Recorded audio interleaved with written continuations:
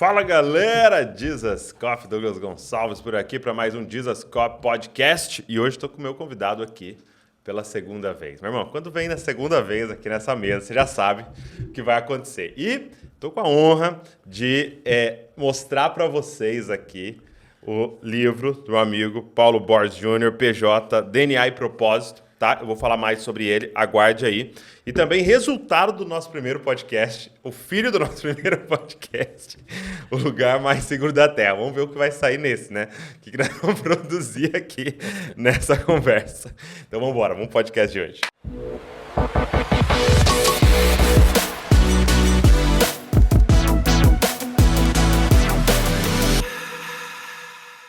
E aí? Bem-vindo de volta. Sempre muita coisa legal acontece quando a gente encontra, viu? É verdade. Graças a Deus. Tem Muito sido bom. um sim, um amém maravilhoso. Muito bom estar aqui, um grande privilégio. O pessoal tá gostando demais do nosso papo lá, Pois é, né, cara? do Muito seu bom. podcast.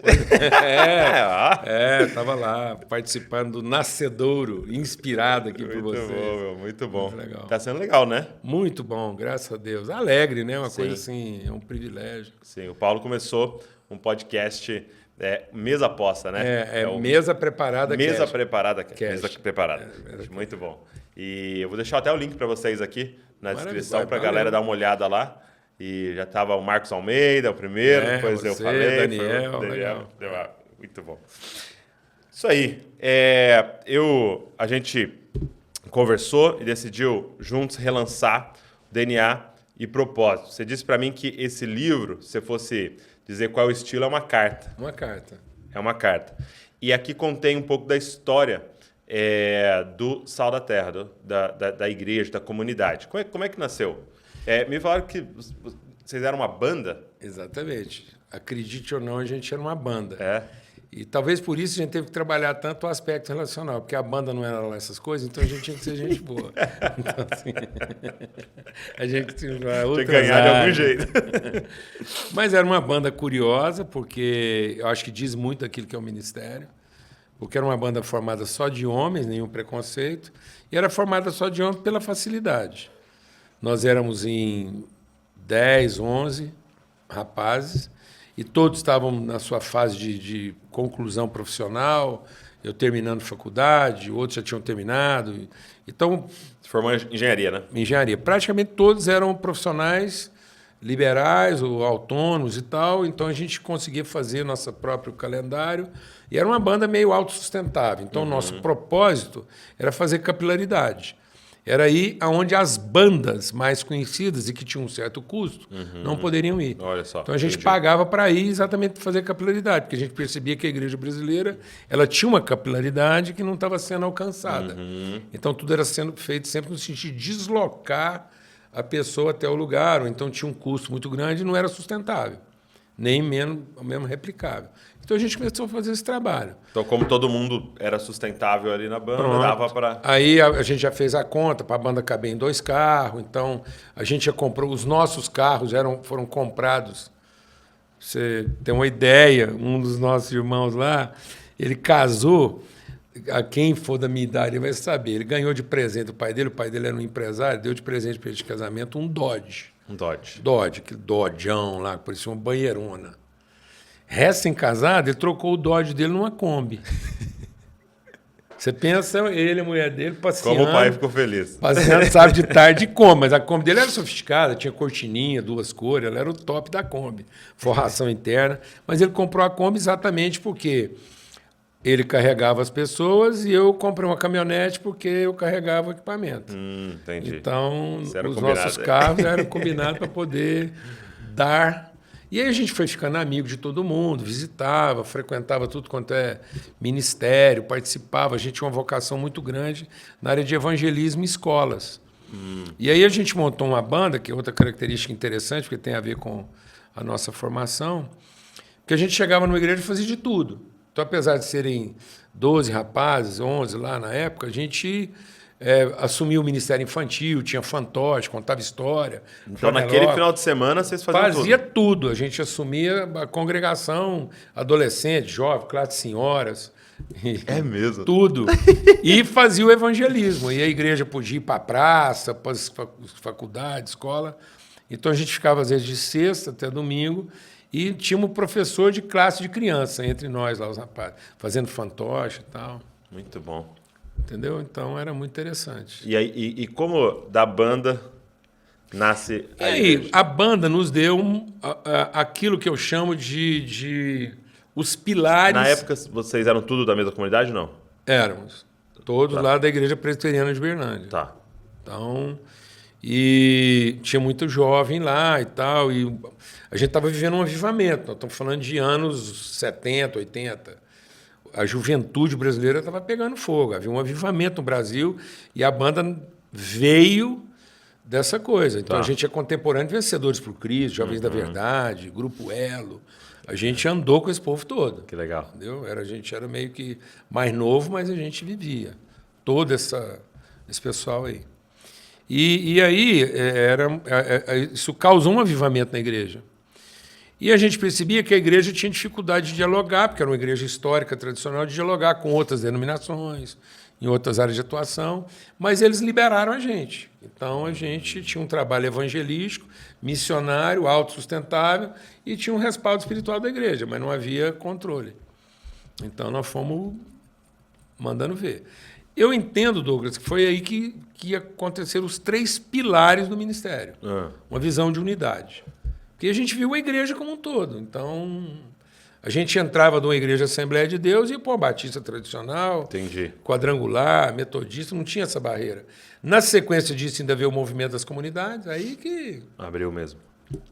Então, era isso, unidade. Segunda coisa, emancipação de liderança jovem. A gente viveu... Isso é um pilar para vocês. Pronto, a gente viveu na prática que não era questão de competência, era questão de assumir a responsabilidade. E aí a gente foi se qualificando na medida que assumia a responsabilidade. Pra você ter uma ideia, nosso primeiro trabalho social, a gente ainda era banda. Quem assumiu não foi a igreja. A missão Sal da Terra é anterior à igreja. Entendi. É a banda, a missão, a igreja. A gente só plantou e formou a igreja porque nós fomos expulsos da igreja que a gente frequentava, então agora nós precisamos ter uma plataforma Um odre. para poder dar sustentação espiritual para aquilo. Então a gente foi plantar a igreja. Mas era a banda que virou missão. Então a banda, o nome de registro da banda já era Fundação Sal da Terra, Olha só. o nosso CNPJ. E aí, como banda, a gente adotou uma creche com 50 meninos, depois adotamos um orfanato com 100 internos, como banda. A igreja não participava disso. Construímos um acampamento para poder fazer esse trabalho evangelístico. Então, Como banda. Como banda. Então, a questão da liderança jovem, para nós, eu estou falando de uma época que eu tinha 22 anos. Entendeu? E a gente já pagava essa conta, corria e tal. Tudo que a gente fazia era para o reino.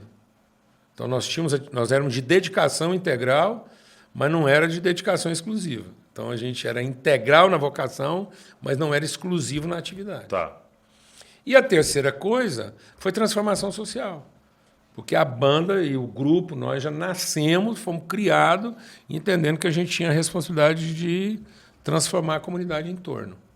Então, isso é alguém que participa da nossa relação e não percebe, não é sensibilizado por isso, já é sinal de uma corrupção entre nós, entendeu? Né? Qualquer... Entende? Porque isso para nós Você diz era esses 3 pilares. unidade, emancipação jovem na base da responsabilidade e transformação. Tá. Então, isso que está aí no livro DNA. É a nossa história, depois foi virando igreja, aí de igreja a gente foi fazendo plantação de igreja e outras coisas. Muito bom, muito Entendeu? bom. A banda é essencial. Acho que eu tenho que te contar uma coisa sobre a banda, que eu acho que é muito legal. Quando a gente estava lá ainda na Igreja Presbiteriana, a gente fez uma visita em São Paulo e vimos lá uma coisa muito legal, que quem fazia era a Comunidade da Graça. Eles tinham culto no teatro, isso eu estou falando de 30 e tantos anos. E aí a gente foi para a cidade, em Uberlândia. Uberlândia era uma cidade lá de, 200 e poucos mil habitantes, e nós entendemos de fazer uma reunião de jovens no teatro da cidade. Foi a primeira vez na história da cidade que a igreja não ocupava o templo.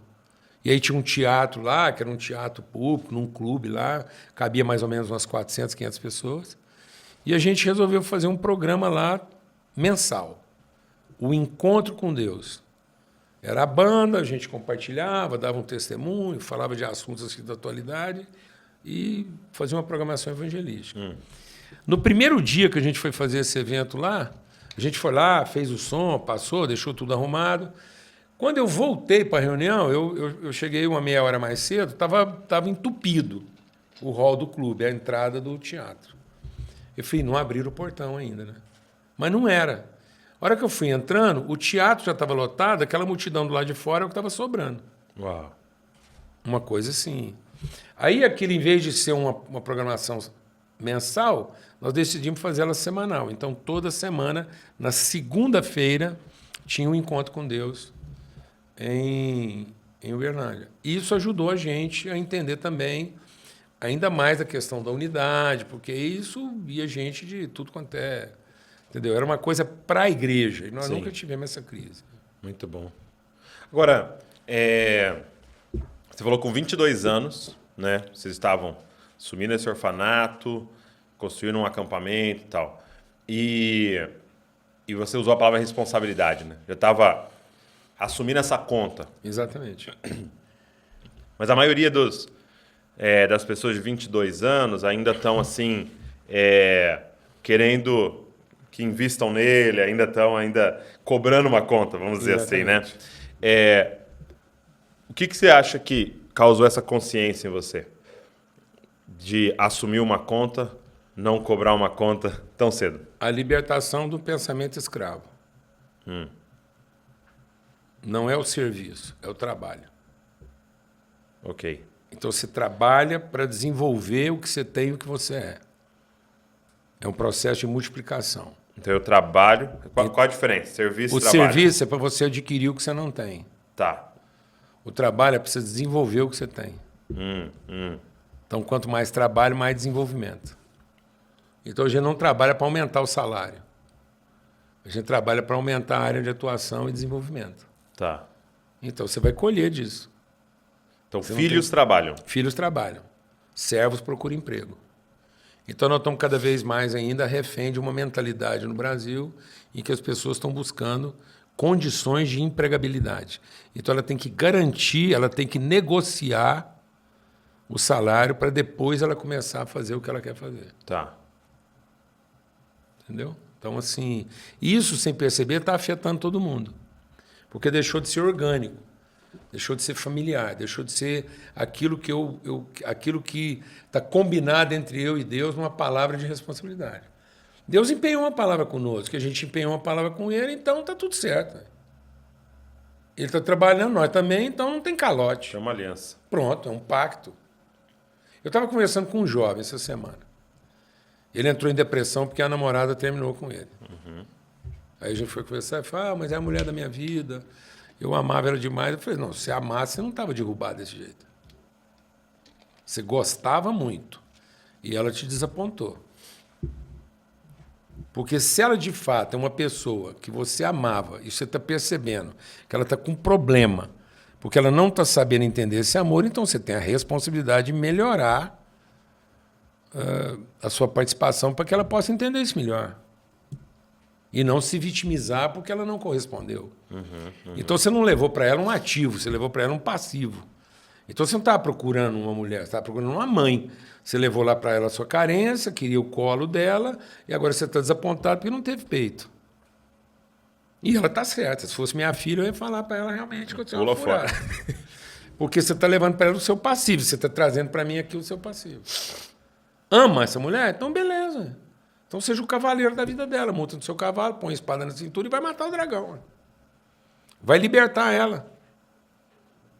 Aí ele falou assim, mas se depois desse esforço todo... Ela não quiser ficar. Ela não quiser.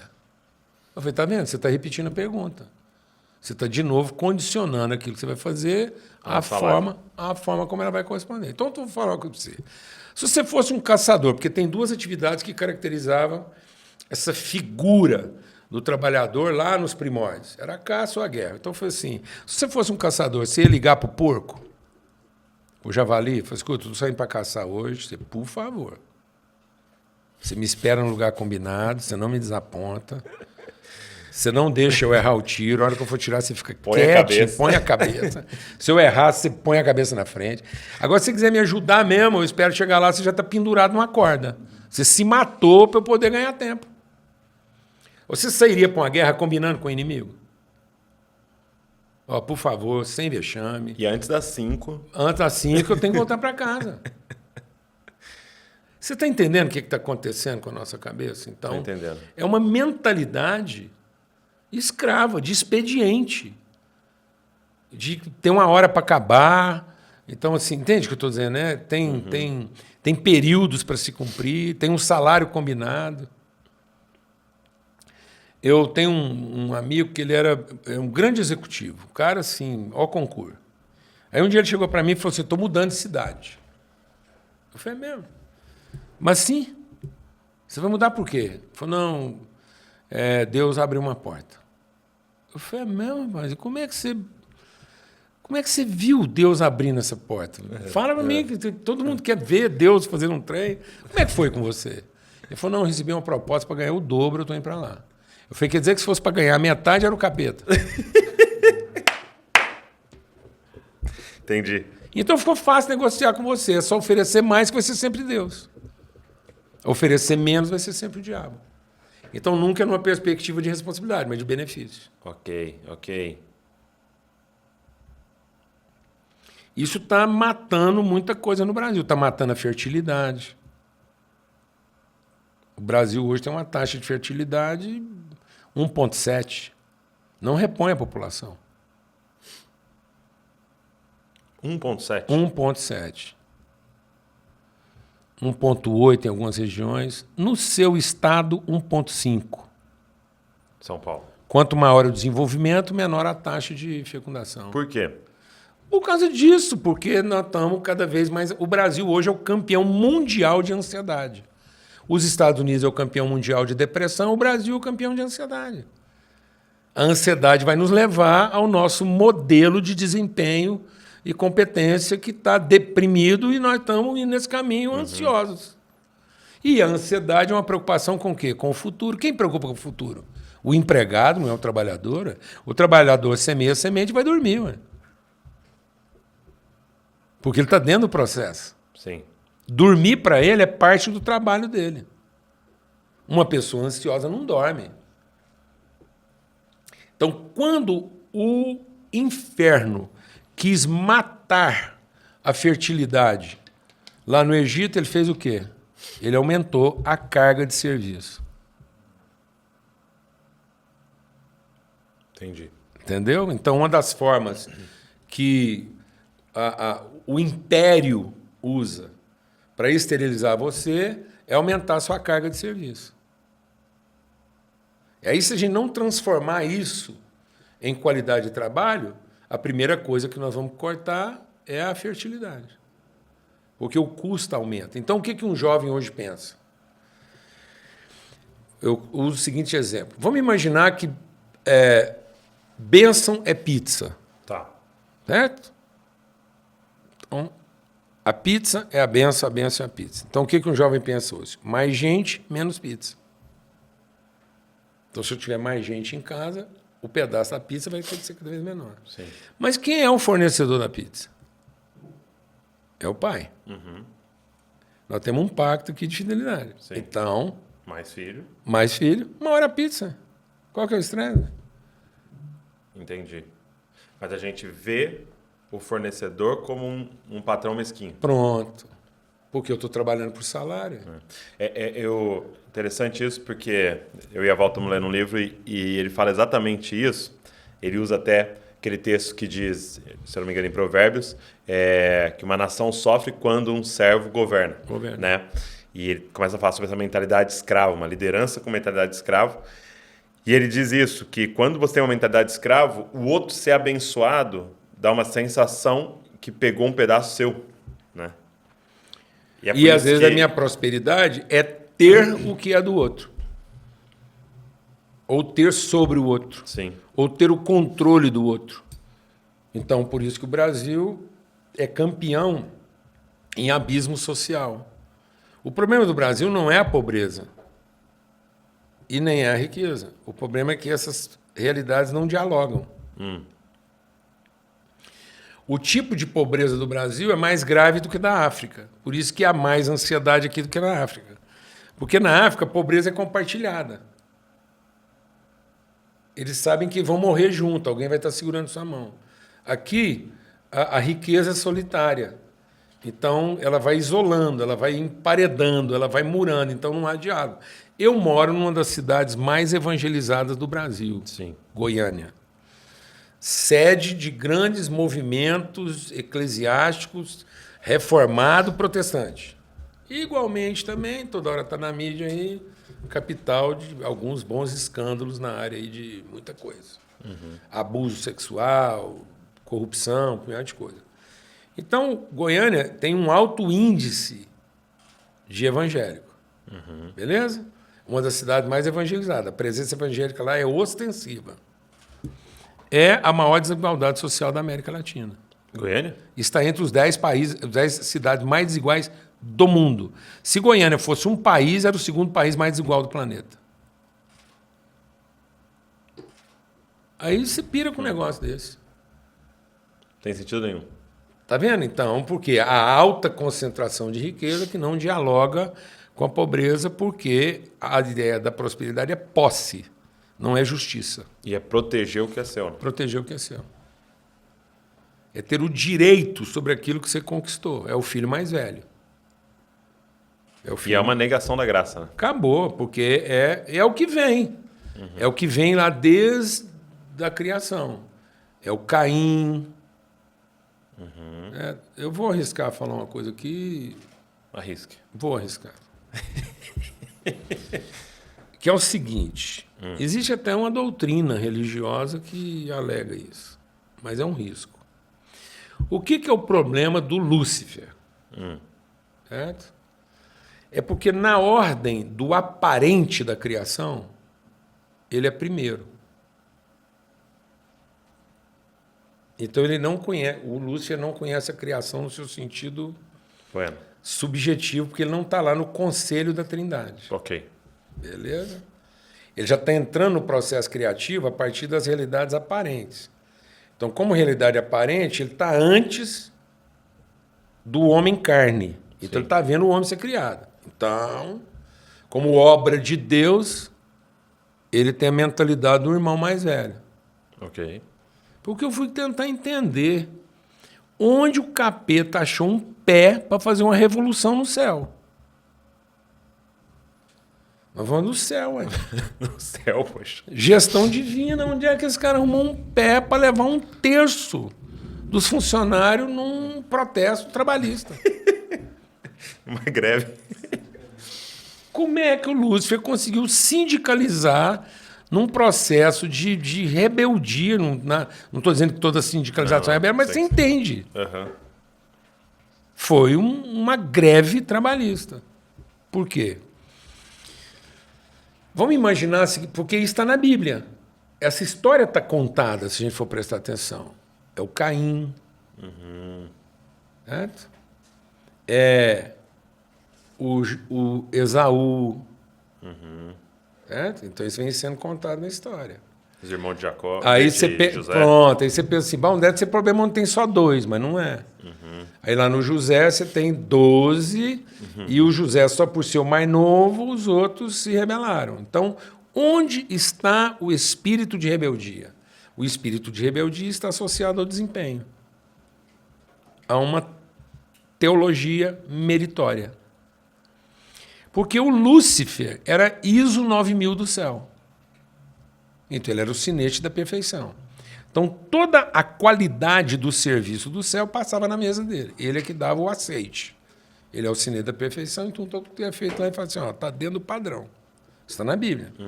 E ele foi essa referência de qualidade até o dia que você achou o quê no coração dele? Comércio. Um mal? Não, o comércio. Então, o Lúcifer não virou capeta porque ele pensou uma coisa ruim. Não, ele pensou em tirar proveito do certo que ele fazia. Quando você pensa em tirar proveito do certo que você faz, você transformou isso em comércio, o certo deixou de ser bom. Então a gente não é corrompido no errado. A gente é corrompido no interesse a partir do certo que eu faço. O mal vem da precificação do certo.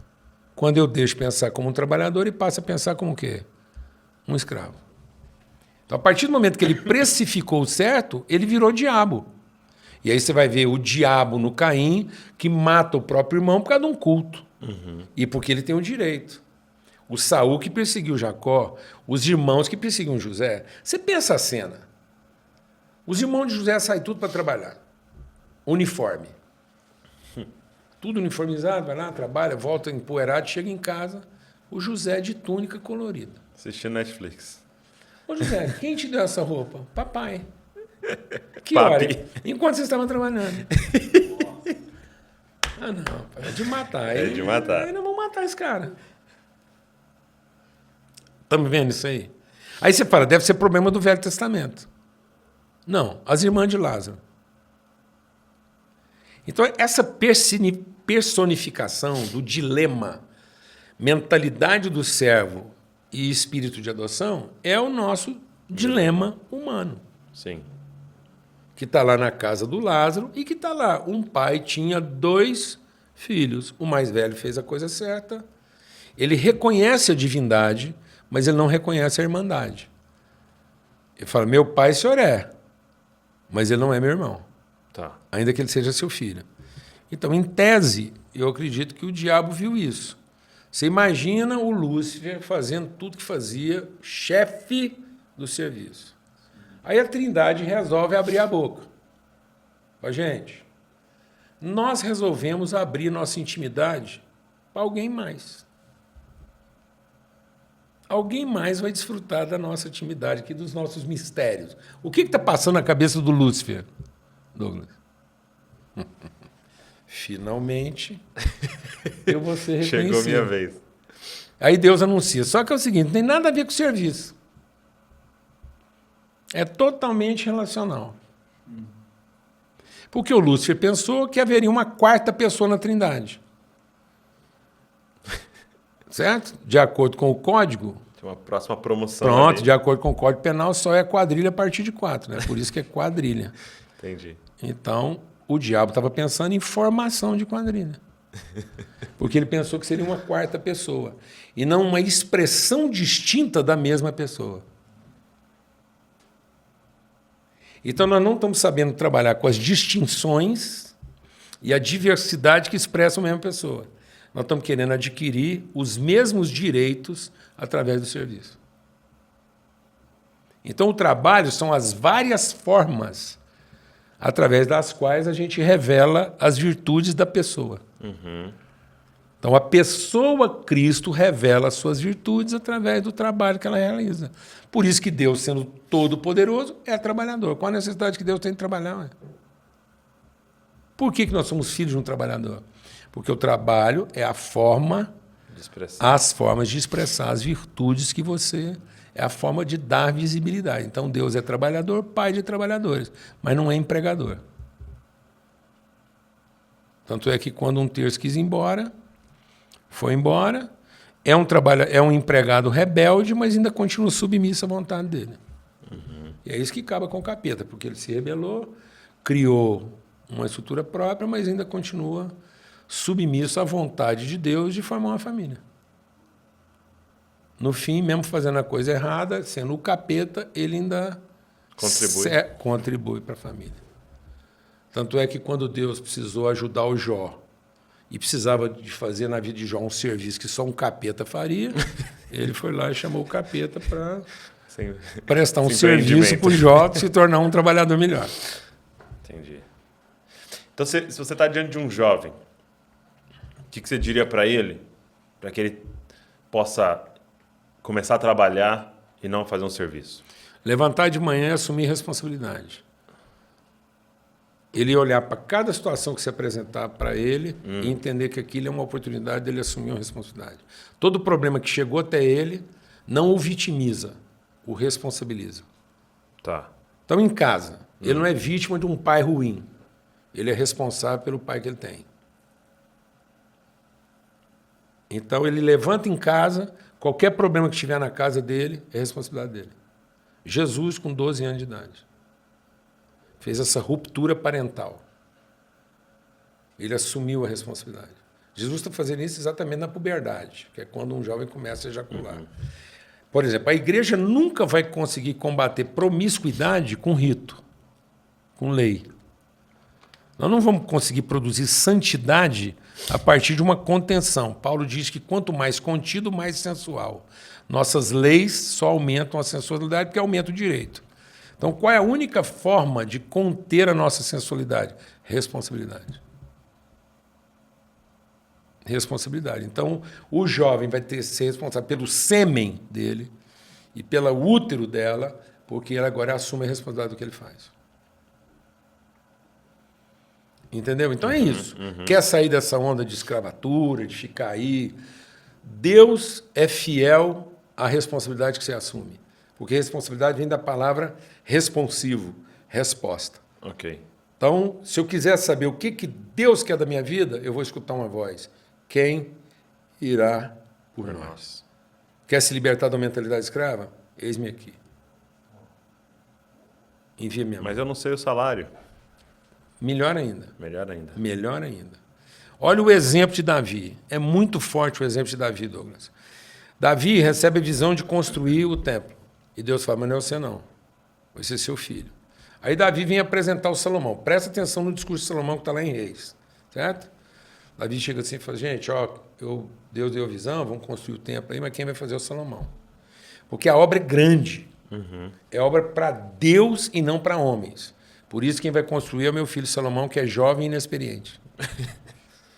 Conta não fecha. Isso na conta moderna não fecharia. Você não colocaria alguém jovem e inexperiente para fazer uma coisa para Deus. Mas ela só vai poder ser para Deus se for a partir de um cara jovem e inexperiente. Porque ele vai depender de Deus e dos irmãos para conseguir fazer isso.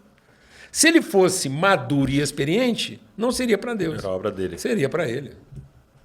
Então a obra será tanto maior e vai glorificar Deus tanto mais, quanto mais dependente eu for das minhas relações. Vou falar outra coisa aqui. Em nome de Jesus, se não reaja. Escuta. Deus é livre e, para expressar a sua liberdade, criou para si uma dependência. Como Deus ele é livre, como o Pai ele é dependente. Porque agora o êxito dele está numa relação. Deus, para continuar sendo quem ele é, nós temos que dar certo. Por isso que Deus tem um compromisso de fidelidade em que a coisa funcione, porque agora nós somos a expressão dele, nós somos o corpo vivo de Cristo. Por amor ao meu nome. Tá vendo? Por amor ao meu nome, a família. Então Deus tem conosco uma relação de interdependência. Isso não tem nada a ver com liberdade. O problema da sociedade hoje é que nós temos uma mentalidade escrava e nós associamos liberdade à autonomia. Eu não preciso de você. Pronto. Então eu serei tanto mais livre quanto menos dependente eu for. Mas eu serei tanto mais livre quanto mais dependente eu for. Quanto mais comunidade eu for, maior a minha liberdade, porque eu tenho certeza que eu não estou fazendo para mim mesmo. Porque o problema de ser escravo é ser escravo de você, né? Pronto. Então nada é mais escravizante do que a autonomia. Uma das nossas filhas veio da rua. A gente adotou ela quando ela tinha 11 anos de idade. E a mãe dela teve 11 filhos, cada um de um pai diferente. Quando a gente adotou, ela tinha 11, a irmã tinha 8, e a irmãzinha menor dela tinha 3 meses. E ela não conhecia o resto, porque tudo era espalhado no mundo lá e tal. E aí a gente fazia um trabalho com jovens nessa idade, na área de tráfico. Então, e ela veio morar com a gente. E uma adoção lá. E, na verdade, como ela tinha pai registrado, mãe registrada, a gente não podia adotar, era uma guarda. Né? E aí, na nossa ilusão, na nossa ingenuidade, ela vai agora morar com a gente, a caminha, lençolzinho, toalhinha, banheirinho, roupinha e tal, ela vai amar. Sim. E eu entrava no quarto dela, ela estava dormindo no chão. Com uma cama ali. Pronta. Aí eu via que ela não queria comungar alguns benefícios da casa. Aí eu falei, eu tenho que entender o que está acontecendo aqui. Aí eu entendi que o mendigo e o milionário têm o maior patrimônio que a humanidade persegue. Autonomia. Ninguém vai dizer o que eu tenho que fazer, a hora que eu tenho que fazer e por que eu tenho que fazer. Tem 2 caminhos para conseguir isso. Consegui. Entendeu? Então eu via que, por mais que eu oferecesse benefício para ela, ela não queria negociar a sua autonomia. Ela não queria ser responsável na relação. Porque receber a oferta... Tá vendo? Para quem é escravo, implica numa prestação de contas. Então, tá vendo como é que nós estamos criando? Aí é julgo. Então, nós estamos formando um tipo de liderança hoje que é julgo. Porque está tudo precificado.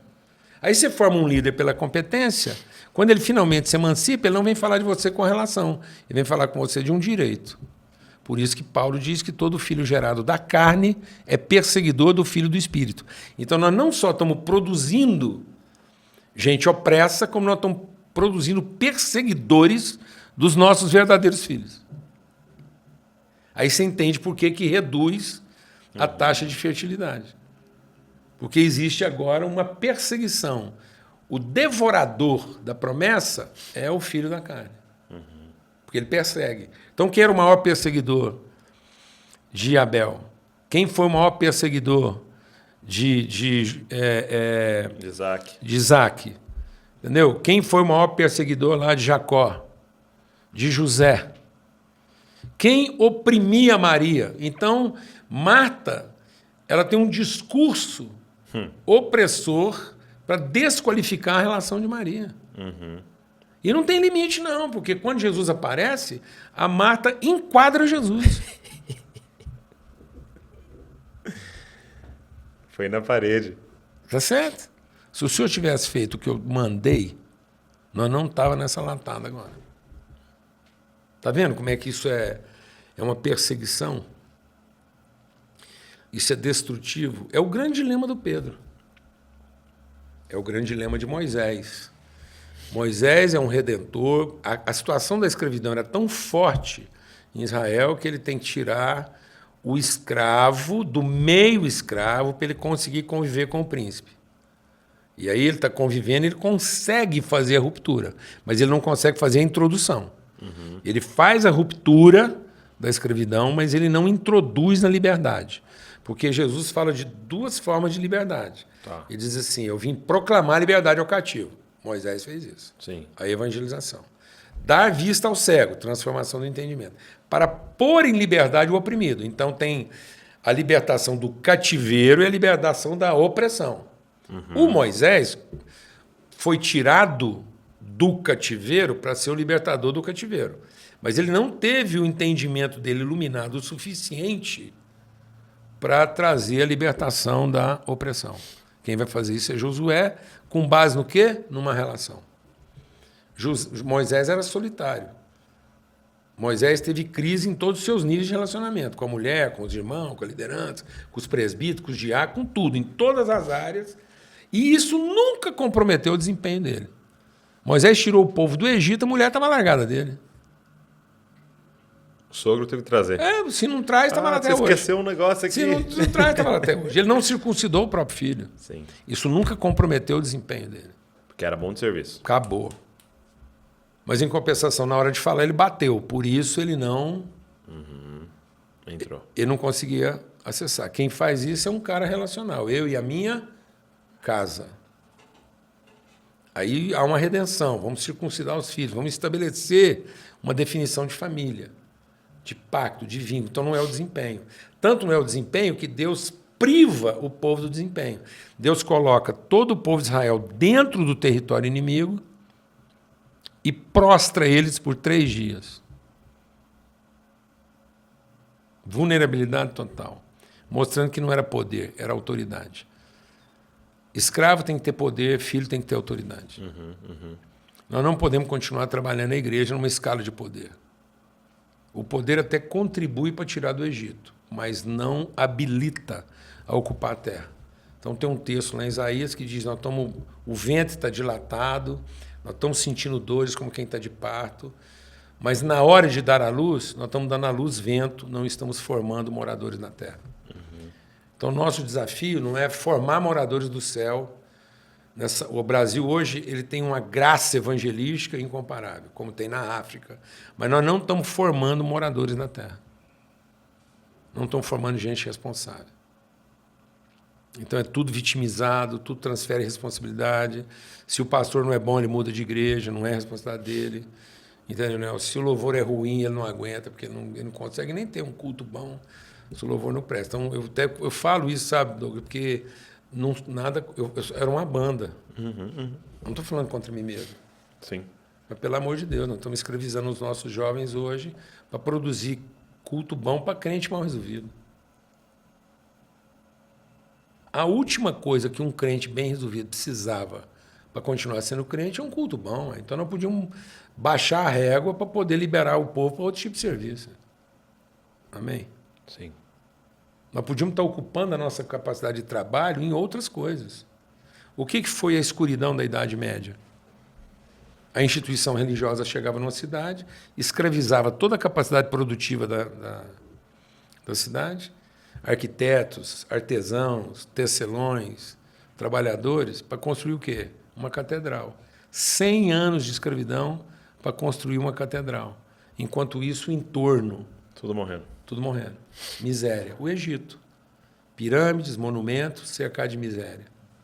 O Brás.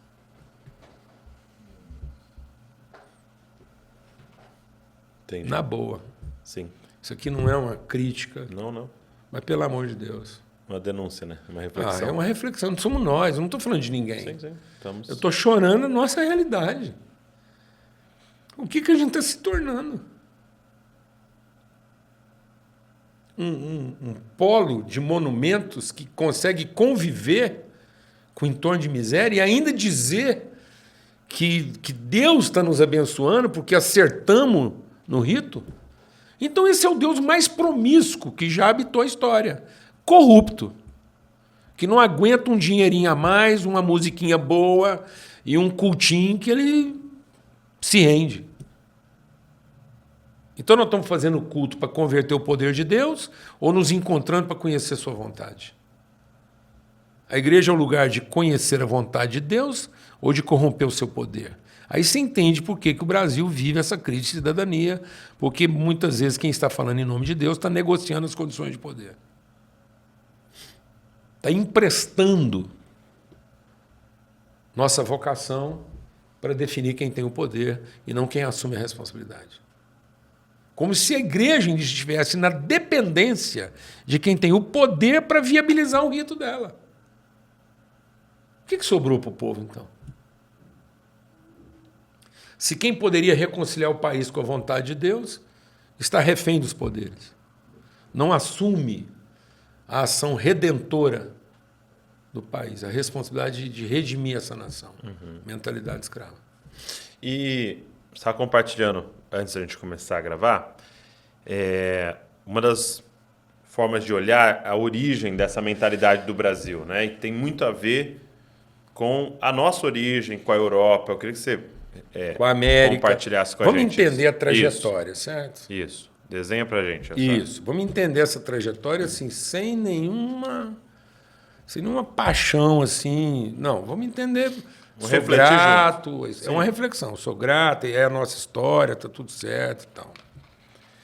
O Brasil não é filho da América. Sim. É irmão. Ok. Nós nascemos um pouquinho depois, mas então... E aí, nós somos filhos de uma cultura que veio oriental, asiática, europeia e chegou nesses dois lugares. A relação americana é uma relação que se emancipou mais rapidamente, até porque era formado de naturais e não de escravos e nem de exploradores. Quem foi para a América foi como quem queria ocupar um lugar. Ok. Foi para formar um país. Foi para colonizar mesmo. Pronto. Quem veio para cá veio para se aproveitar de uma condição. Extrair o que podia. Lá é um americano, uma identidade. Aqui é um brasileiro, uma atividade. Que Não é um brasiliano. Não, exatamente, não é um brasilino, é um eiro. Então, o Brasil era ocupado por pessoas que iam comprar sua alforria a partir de uma atividade. Então, era exploratório. Lá, não. Era de fixação. Em tese, eles estão se emancipando sem sair de casa. O outro veio se aventurar. Nós pegamos a nossa riqueza e vamos aventurar. Muita coisa deu errado.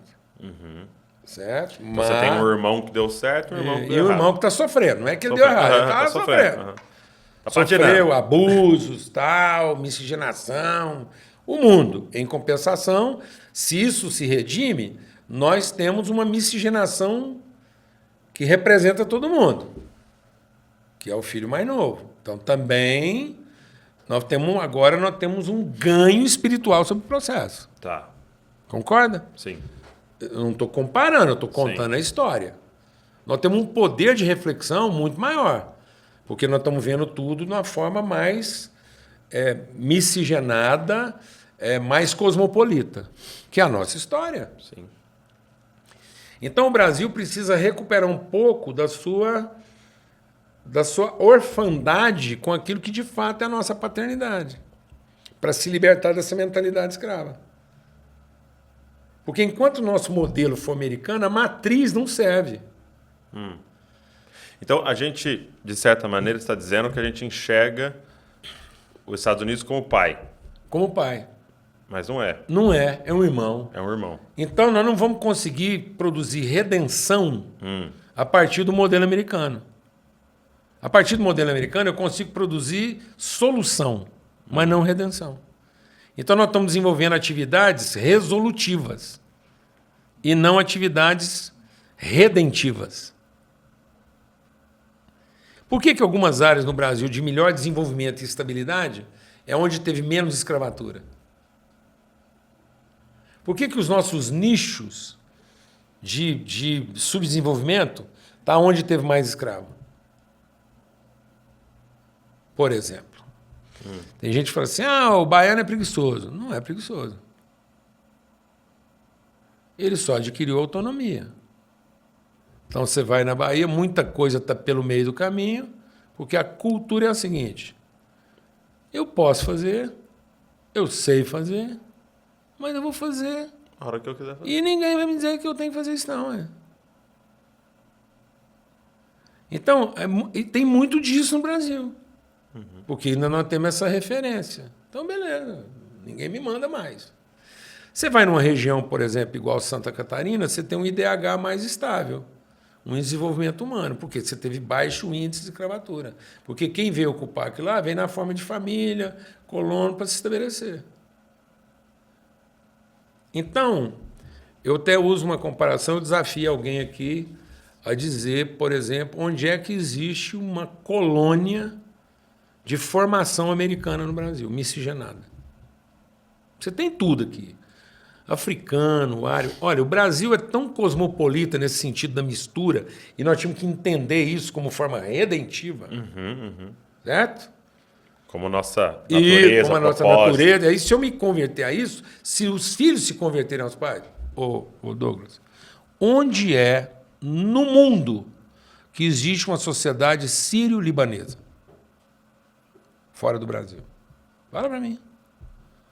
Onde é que sírio-libanês é nome de serviço com alta qualidade? Junto. Você tem lá Clube Sírio-Libanês, Hospital Sírio-Libanês.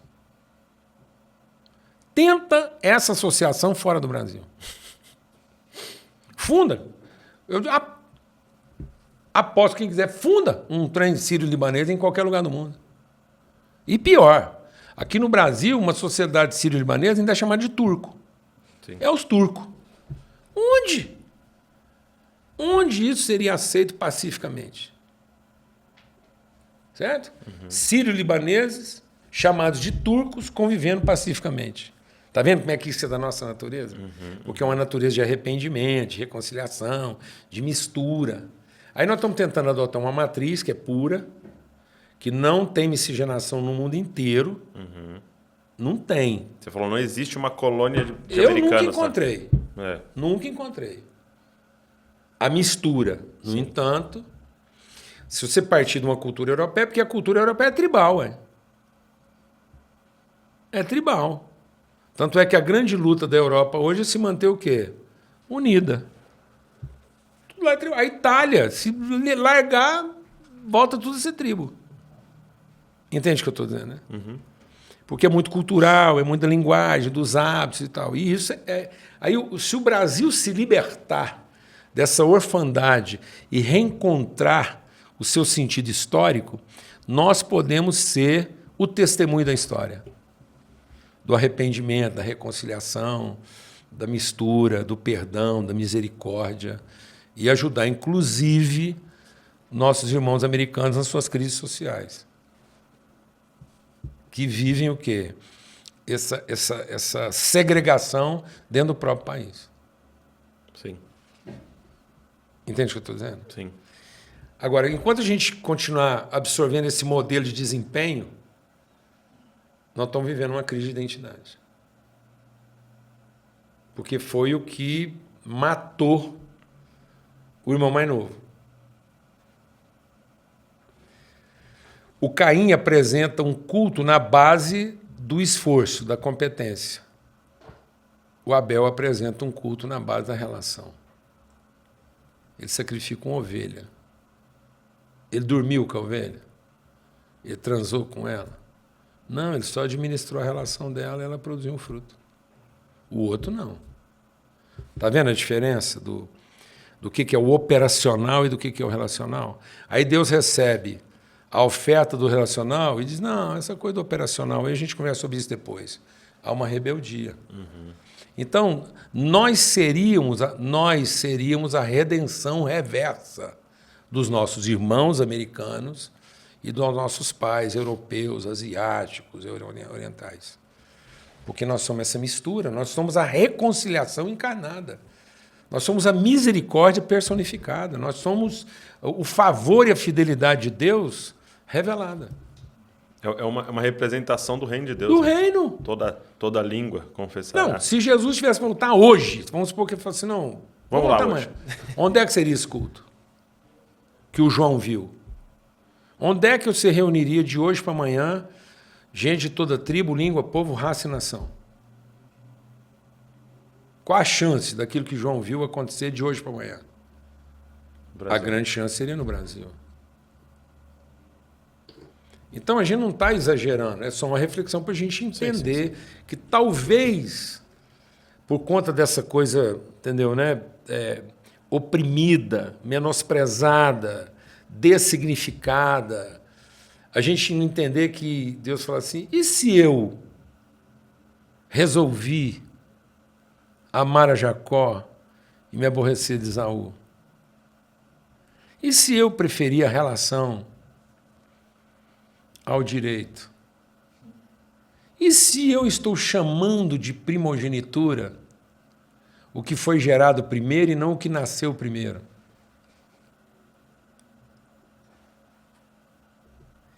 E se a primogenitura de Deus está no invisível e não no visível? E se o fim corresponde melhor ao princípio?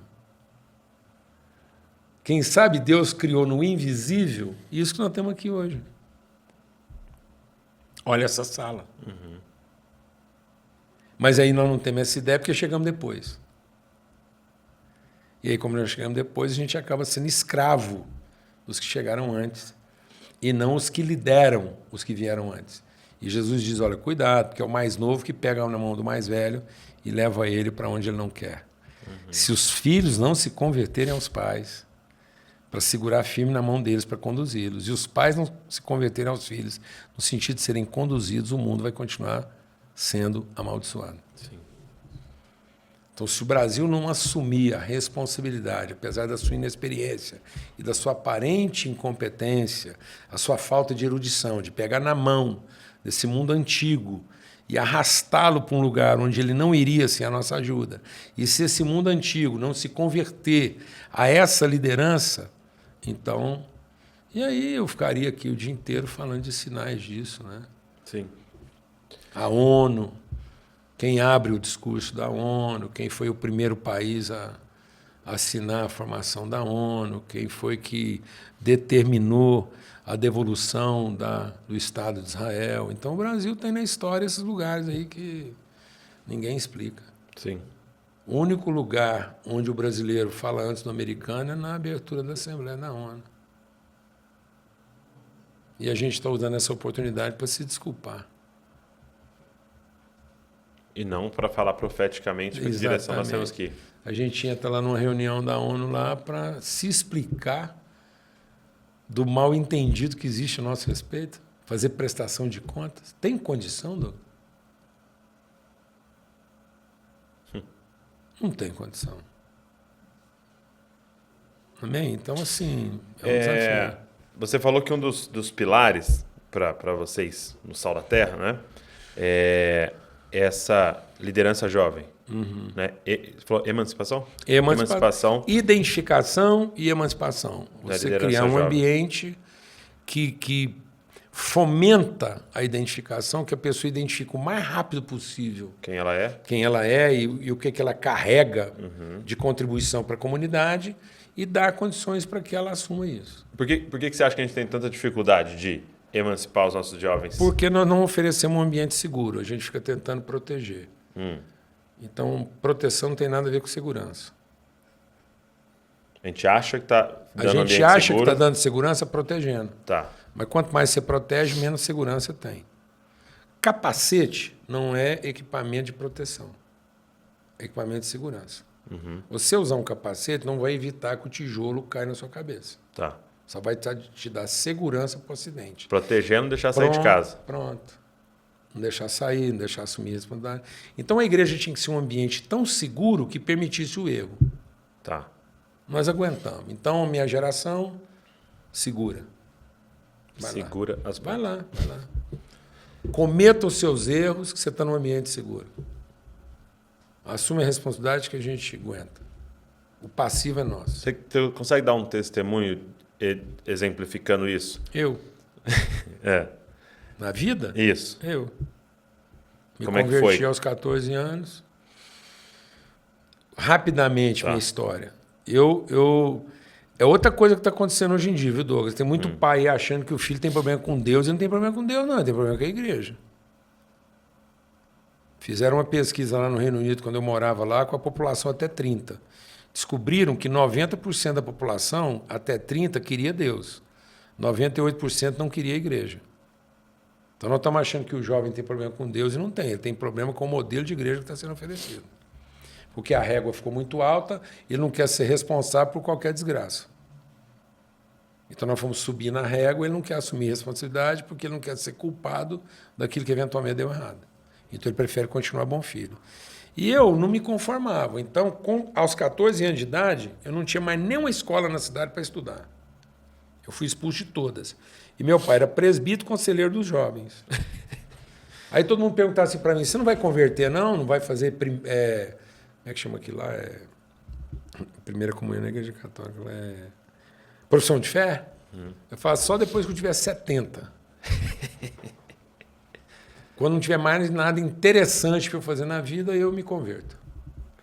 E aí, rapaz, assim, nunca fumei um cigarro de maconha, nunca cheguei bêbado em casa, mas eu queria ver a vida acontecer. Eu falei, eu não vou ficar drogado, porque senão eu não vou ver a vida. Então eu tinha assim, e aí aos 14 anos, eu fui expulso de todas as escolas. Por fim, um diretor que era muito amigo do meu pai me colocou no curso noturno. Às vezes o Paulinho lá com gente mais velha, que trabalha, sossega. 2 meses depois, ele veio me devolver para meu pai e falou, nem no noturno não vai dar para ficar com ele lá, não. Estou te devolvendo. O que você fazia? Aprontava. Bagunçava. Tudo, bagunçava a aula. As professoras me amavam, mas assim, a gente tocava o terror. Atrapalhava tudo. Tudo. E aí meu pai chegou para mim, eu tinha 14 anos de idade. O diretor foi me devolver, então o diretor foi lá na loja conversar com ele, eu estava junto, à noite. Ele pôs meus irmãos para dormir, minha mãe, eu era o filho mais velho. E ele falou assim, Paulo Júnior, é o seguinte, eu tenho uma educação para te dar e já vi que você não quer. Então eu entendi que você não quer minha orientação. E você tem mais 2 irmãos, eu tenho responsabilidade com eles também. E aí não está sendo justo, porque eu estou tirando o tempo deles para gastar com você, e com você eu já vi que você não quer. Então é o seguinte, você tem no máximo 2 meses para me falar onde é que você quer viver. Mas você não vai morar mais aqui em casa, não. Aonde você resolver viver, o que eu gasto com você aqui, eu mando você. Eu tinha 14 anos de idade. E eu sabia que eu estava falando sério. Aí eu falei assim, agora lascou. Porque tá vendo? Eu queria tocar o terror, mas eu não queria abrir mão do benefício. Aham. Não queria assumir a responsabilidade. Ele me deu. Só quero os direitos. Ele me entregou a responsabilidade. Eu falei, então tá bom, esse é o estilo de vida que você quer? Eu pago. Mas não aqui em casa. E aí, rapaz, quando foi uma semana, 10 dias depois, foi Semana Santa, desce lá na minha cidade um ônibus de gente lá de Goiânia, tudo jovem, vivendo um avivamento. Era a época do avivamento, lá anos 70, isso era mais ou menos 72, Semana Santa de 1972, e desce um povo lá pegando fogo, vivendo um evangelho que eu vi sentido. Opa, isso aí é outra coisa. 2 caras ficaram lá em casa, e aí aquilo me acendeu. Entendeu? E aí eles ficaram lá, eu vi um negócio diferente. Aí, a hora que eles foram embora, eu virei para meu pai, para minha mãe e falei assim, deixa eu ir para Goiânia, deixa eu passar o fim de semana lá. Eu tinha 14 anos, Douglas. Eles me enfiaram num ônibus, 11 horas da noite, que ia chegar às 6 horas da manhã em Goiânia. Não conhecia ninguém, não tinha celular, não tinha nem fax. Se desse um problema qualquer lá, ia levar uma semana para me achar. A carta levava uma semana. Eu desci com 14 anos de idade, na rodoviária de Goiânia, para 2 jovens me encontrarem. E me levaram para a casa deles lá numa vila de Goiânia. Andei rua de terra para chegar lá. Quando foi à noite, me levaram numa reunião de jovem no terraço do cara mais xiita na época da igreja presbiteriana, porque ele era o tesoureiro da igreja presbiteriana. Até namorei a filha dele. Então, assim, e ele estava lá. E aí era um terraço da casa dele. O chapéu dele estava pegando fogo e ele não sabia. E aí um grupo de jovens lá, eu entrei, era uma sacada assim e um salãozinho. Aí eu entrei naquilo lá e comecei a chorar. Chorar. O cara que estava comigo falou assim, o que está acontecendo? Eu falei, sei não. Tem uma tristeza, alguma coisa está acontecendo comigo. Naquela época a gente não preocupava em dar nome para as coisas, né? Então, aí ele me tirou. Me levou de novo, eu chorava de novo. Eu acalmava do lado de fora, a hora que entrava. Aí lá para a 4ª vez que isso aconteceu, ele falou assim, eu acho que Deus está falando com você, vamos embora. Aí ele me pôs no ônibus de novo, não foi lá para a casa dele, uma casinha humilde. Não tinha nem porta nos quartos, era cortina de tecido. Me pôs num beliche, falou assim, ó, você fica aqui embaixo do beliche, eu estou em cima aqui. E eu chorando, eu fui chorando dentro do ônibus, fiquei chorando na casa dele lá, o irmão dele assustado. Aí ele falou assim, fica aí, Deus está falando com você. De manhã você me fala o que você quer fazer. Eu chorei a noite inteira. A hora que ele acordou, ele falou, o que você quer fazer? Eu falei, eu quero ir embora. Quando você acabou de chegar, eu falei, eu quero ir embora. Me ajuda a arrumar um ônibus, vou embora. Eu quero encontrar minha família, eu quero pedir perdão, está tudo errado. Eu vi Deus. Aí eu me arrependi. Cheguei lá, conversei com meu pai, pedi perdão. E falei, pai, me dá uma oportunidade. Deixa eu ir lá na reunião dos jovens. Eu errei com todo mundo. Estava tudo errado. Aí fui lá para uma reunião, pedi perdão e eles me adotaram. E me investiram de quê? Autoridade. Com 16 anos de idade, eu fui pregar meu primeiro sermão. No primeiro culto de jovens promovido pela igreja. E era uma igreja só de universidade, mas eles entenderam que eu que estava vivendo aquilo que para eles era referência. Então, apesar de ter muita gente lá, só universitário, o cara teve essa coragem de me colocar numa posição de responsabilidade. Nunca tinha feito um curso, um seminário, nada. E ele falou, você vai ser o pregador do nosso primeiro culto de jovem. Eu tinha 16 anos, eu escrevi tudo. 3 folhas de mensagem. Levei para ele. Ele falou, não, minha mulher vai te acompanhar aí, porque ela que manja desse negócio aí. Eu sentei com ela, ela leu a mensagem 2 vezes. Eu falei, e aí? Ela falou, não, só tem um erro de português aqui, você muda essa vírgula aqui. Ela não corrigiu nada.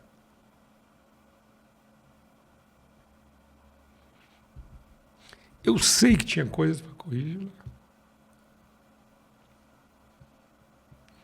Ela não corrigiu nada. E eu assumi Responsabilidade. Porque alguém pagou a conta. Alguém segurou a onda. Porque a superação dos meus medos, da minha fraqueza, ensinava mais para a igreja do que o meu desempenho. A igreja ia aprender muito mais com o meu enfrentamento pessoal do que com a exibição da minha competência. E eles seguraram a onda. Aí um cara que era americano, não falava nada de português, vendo tudo que estava acontecendo, veio lá de Goiânia, ele era diretor de um acampamento e me chamou para ser diretor do acampamento com 16 anos de idade. Eu ia todas as minhas férias, de dezembro até fevereiro e depois o mês de julho. De dezembro até o carnaval e depois o mês de julho, eu era diretor de um acampamento com 16 anos de idade, que tinha 6 temporadas de 100 acampantes.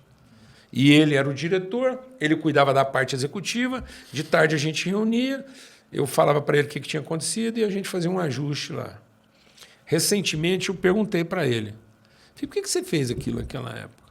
Foi eu, que eu não falava português, eu não sabia falar com o povo, e eu entendi que você tinha autoridade para fazer aquilo e eu tinha autoridade para fazer outra coisa. Então a gente trabalhando junto ia dar certo. Então é isso. Entendi. Eu posso te dar um exemplo. Minha vida. Entendeu? Assim, porque alguém creu. E a gente está querendo fazer o serviço tão bem feito que a gente está matando nossos jovens. Nossos filhos. Porque ele vai olhar para você Porque a gente não vai colocar na mão de um jovem inexperiente. Olha o que seu pai fez, Douglas. Quer que eu te cite outro caso bem sucedido? Você. Douglas, o que você inspira nessa nação vai muito além da sua competência.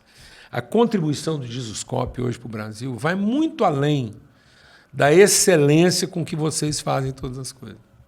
A excelência de vocês agrega valor. Mas o principal testemunho é a inspiração. Quantos anos você tem? 33. Pois é. Mano. Há quanto tempo você está nisso? 10. Está vendo? Quando você apresentou para o seu pai, ele não corrigiu. Não. Ele apenas disse assim, vai lá. Segura as pontas. Você não tem que fazer do meu jeito, mas eu fico compassivo. Sim. O passivo é meu. Amém? Sim. Então nós estamos aqui, gerações diferentes, nós temos 30 anos de diferença, contando a mesma história. Talvez por isso que aqui no DNA e Propósito, esse livro esperou muitos anos. A gente teve muita proposta de produzir isso em grande escala, divulgar, tá. E a gente tinha até recursos para fazer isso, mas não era o caso.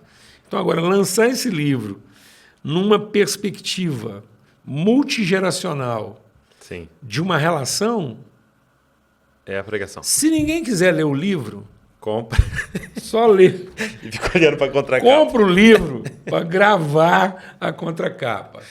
Mostra ali na câmera. Compra o livro para entender que o que nós estamos fazendo aqui vai muito além de uma relação simpática. É uma relação empática. Seu pai encontrou comigo, a primeira vez que ele encontrou comigo, ele me abraçou com alegria e gratidão pela nossa amizade, sem medo algum. Nunca sentou comigo para conferir, para me investigar. Entendeu? Sim. Meu Deus.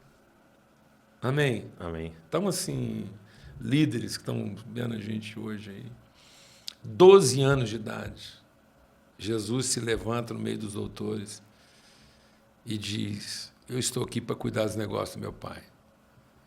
Quem externou a preocupação? A mãe.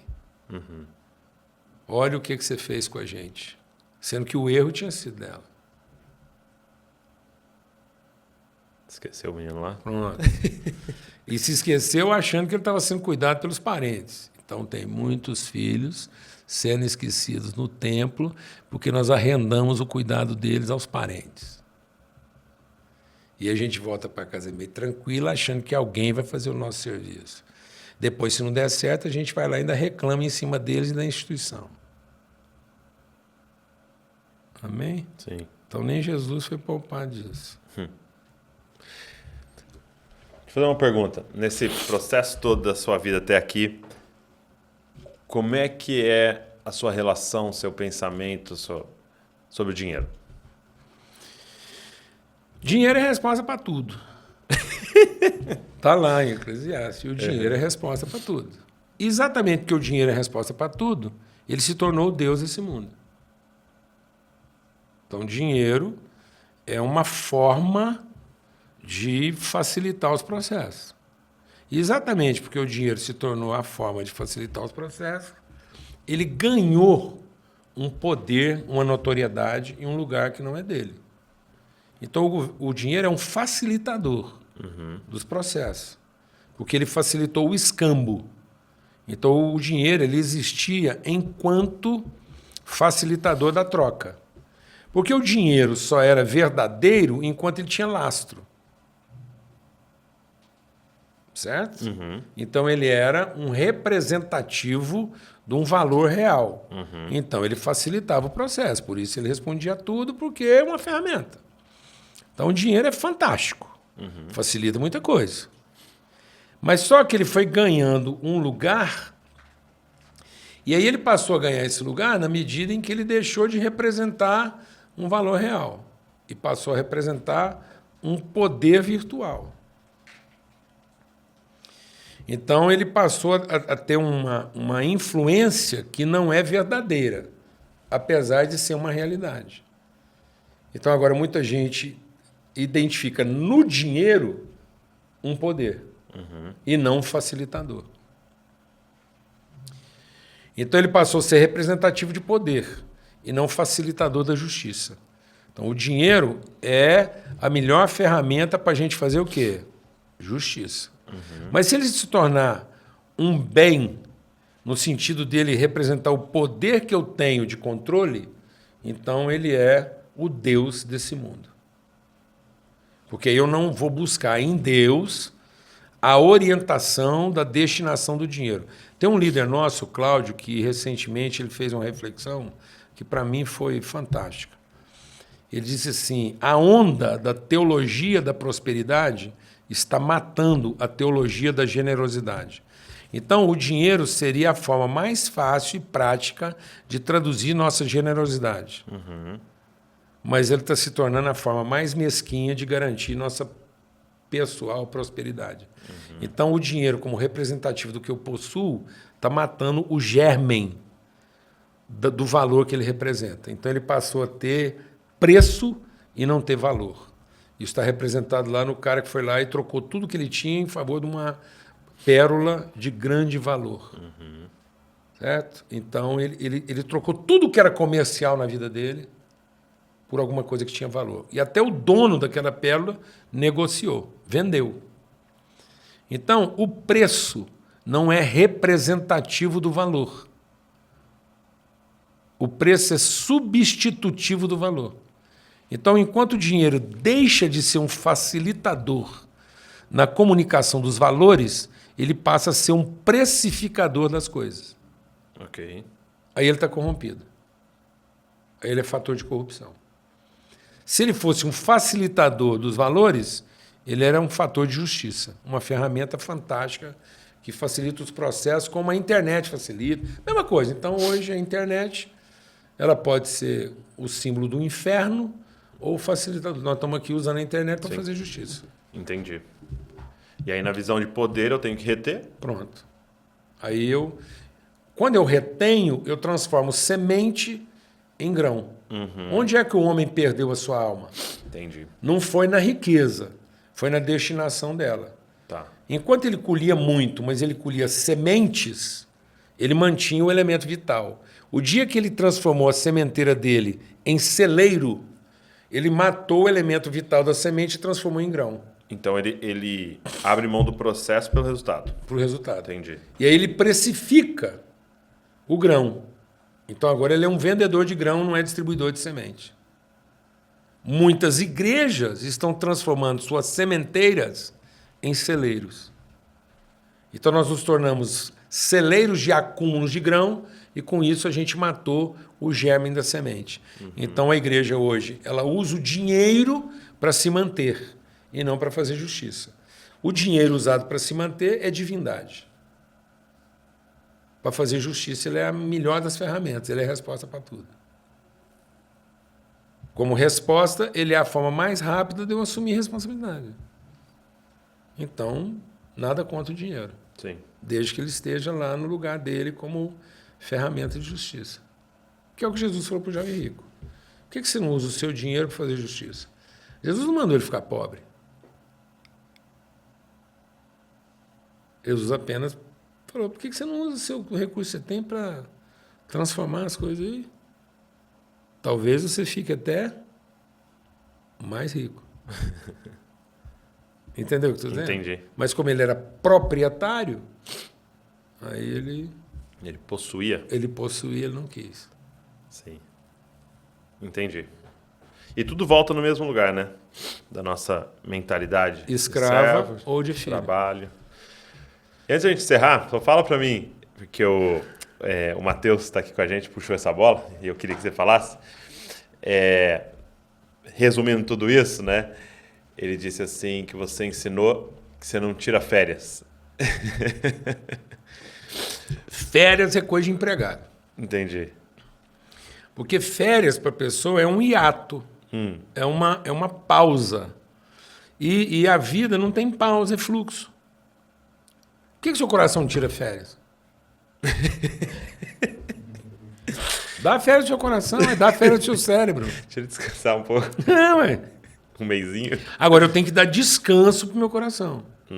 E para o meu coração descansar, eu tenho que envolver ele em outras atividades. Então, eu tenho que colocar o meu coração trabalhando em outras coisas. Então, ele não tem pausa. Então, o descanso é você destinar o seu trabalho na condição de produzir mais trabalho. Então, quando Deus descansou, ele não ficou à toa. Porque é o seguinte, os que esperam no Senhor não se cansam. Correrão, vão trabalhar e não vão se cansar. Então, cansaço é o trabalho que é feito fora da orientação de Deus. Tá. Então, o trabalho de Deus não produz cansaço. Então, Deus não descansa do cansaço. O descanso de Deus é a sensação e a certeza do objetivo alcançado. É isso que traz descanso. Não há descanso para o cansado.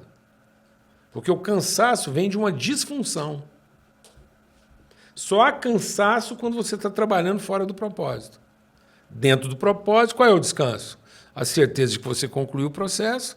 Agora você tem esse tempo de reflexão em que você avalia tudo e se prepara. Então, o descanso de Deus é um intervalo de uma sexta-feira onde está tudo consumado e uma preparação para o domingo, que é o primeiro dia de uma nova semana.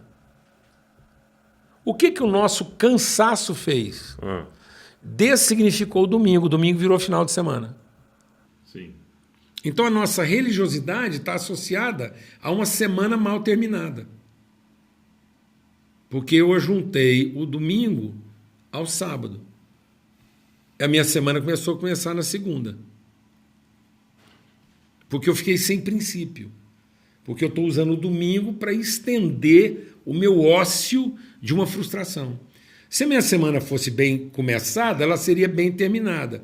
Então, se eu resgatasse o sentido do domingo, que é o tempo da revelação, eu concluiria bem tudo em tese na sexta-feira, o sábado seria para eu refletir e tal, para eu começar. Então, é trabalho. Quando você está dormindo, você está o quê? Trabalhando. Inclusive, Deus dá aos seus enquanto dorme. Você vai ter sonho, revelação. Então, o sono é uma forma de trabalho que prepara você para um novo dia. Para o judeu, o dia começava com o sono, num certo sentido. Porque para o judeu era o sábado lá que ele estava fazendo toda essa... Aí nós fomos transformando o sábado na pausa ou nas férias dos cansados. E não na reflexão dos trabalhadores. Entende isso? Então, aí a pessoa vai fazer uma pausa. E aí ele se frustra. Porque nada dá mais trabalho do que tirar férias. Você quer tirar férias? Morre e pede para Deus te ressuscitar. Porque nada dá mais trabalho. Quando você tira férias, você vira uma divindade. Porque é o seguinte, aí você pega sua mulher, seus filhos e vai tirar férias. Agora eles podiam pôr a culpa em todo mundo, de tudo que não funciona. Mas agora é você. Você põe todo mundo dentro de um carro, vai para uma cidade de praia, aí não chove. Ou chove. Eles ficam olhando para você assim. De manhã está chovendo. Você foi para a praia, programou, gastou o sal da janta, organizou, alugou o apartamento, está mofado. Eles olham para você. E aí, Deus?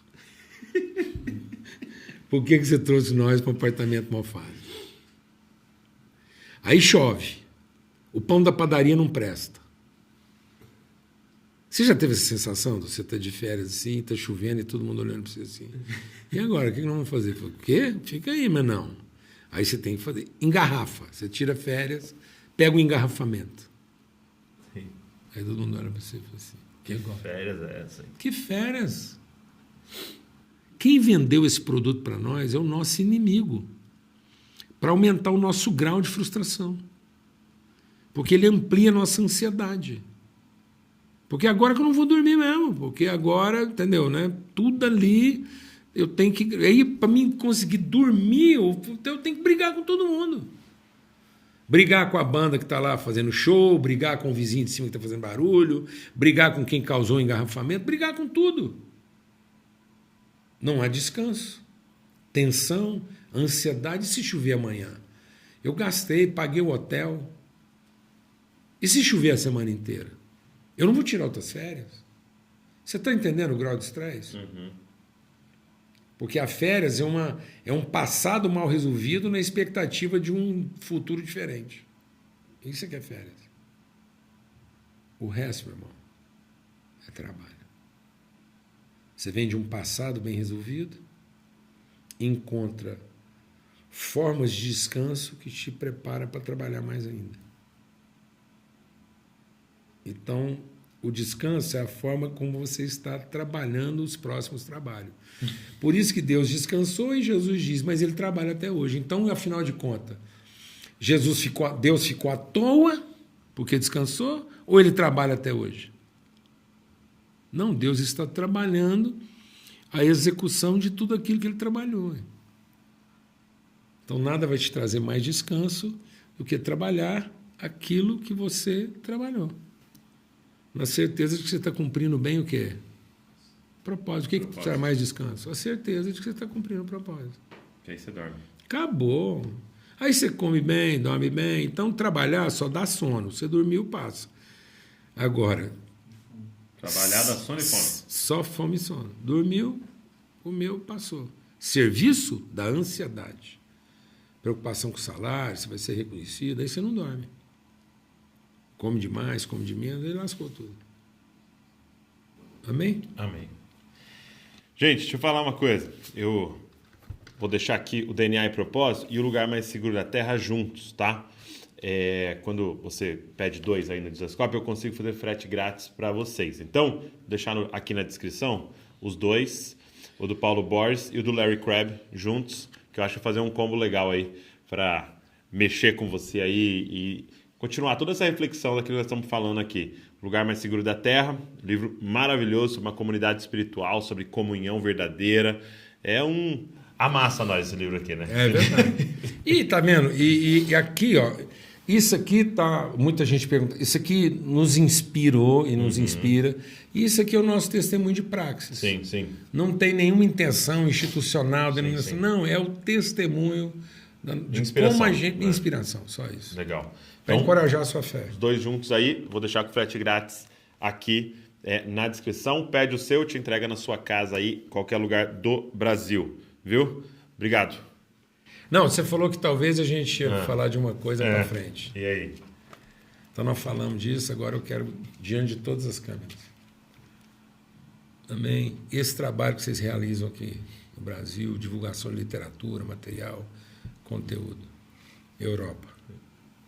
Editora? Portugal, Europa, Jesuscope, com essa força toda, essa disposição, a gente lá, mesa preparada, tudo que nós temos, nós queremos dispor para a gente alimentar nossos irmãos europeus. Com literatura. Português, espanhol, inglês.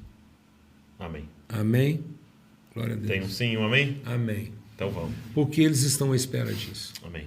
Eles estão à espera disso. Tá bom? E aí já tem português, já começou. Tá fácil. É só, você está indo lá agora, já deixa alinhavado lá Tá. quem vai fazer esse trabalho lá de divulgação. Beleza? Então se prepare, Portugal. Se preparem aí, Portugal, se prepare todo mundo do Jesuscope aqui. Vocês vão descansar trabalhando o dobro agora. Vocês vão ver o tanto que vocês vão trabalhar descansado.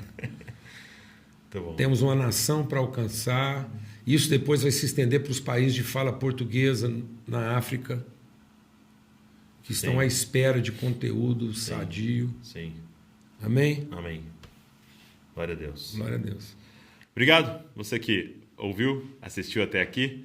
Espero que tenha inspirado você. Se durante esse momento você lembrou de alguém, lembrou de um grupo, pega o link aí, manda para as pessoas.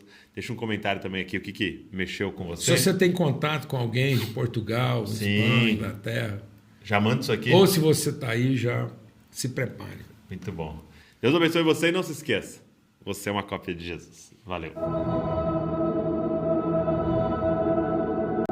Se o Brasil não cumprir, assim, não abdicar, cumpre, porque Deus é soberano. Eu também sou calvinista o suficiente para entender que cumpre. Mas não cumpre assim na plenitude, Tudo na tem consciência que podia. Se o Brasil não cumprir nas próximas 3 décadas, no máximo 2 décadas, o texto lá, porque o texto fala, eu vou remover seu candeeiro, assim. A igreja vai estar lá, mas o seu luminar, o seu lugar na história vai mover. O país, na sequência, é o Canadá. Porque ele tem essa mesma característica. Porque ele está importando. Ele está importando o estrangeirismo. Ele entendeu que ele não consegue viabilizar como país se não importar estrangeiro. Então, o Canadá vai ser um país de muita. Então, já estão lá chinês, japonês, mais do que Dubai, porque é uma nação. Dubai, falando estilo assim. A Dubai é Disney. Dubai é isso de visitantes. Agora, lá, o Canadá é de moradores. Entendi. Entendeu? Eu tinha uma família conhecida que ele trabalhava com homeopatia, né? Esse tratamento. Aí eles não curtiam muito lá. E aí o governo pagava um salarião para manter e curso. Um monte de curso. Faz curso aqui para você se preparar para não sair. Quanto mais Canadá, né? você ganha mais, aí ele saiu. Então você pensa o efeito disso daqui a 30 anos. País aí. Com uma vantagem, falando inglês. Né?